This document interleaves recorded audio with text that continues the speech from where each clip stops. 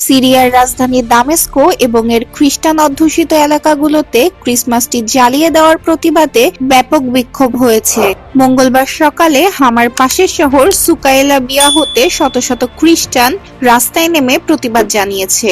এএফপির প্রতিবেদনে জানা যায়, বিক্ষোভের সূত্রপাত হয় সামাজিক যোগাযোগ মাধ্যমে ছড়িয়ে পড়া একটি ভিডিও থেকে। ভিডিওতে দেখা যায় মাথা ঢাকা কিছু যোদ্ধা সুকাইলাবিয়া শহরের একটি ক্রিসমাস ট্রিতে আগুন দিচ্ছে। Syrian observatory for human rights জানায়, এই হামলাকারীরা বিদেশি এবং ইসলামপন্থী গোষ্ঠী আনসার আল তৌহিদের অন্তর্ভুক্ত। অন্য একটি ভিডিওতে হায়েব তাহরির আল শামের একজন নেতা দাবি করেন, ক্রিসমাস ট্রি জ্বালিয়ে দেওয়া ব্যক্তিরা বিদেশি এবং তাদের শাস্তির আওতায় আনা হবে।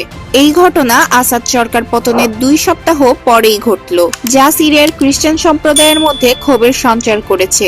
ক্ষুব্ধ জনতা ধর্মীয় সহিংসতার এ ধরনের ঘটনার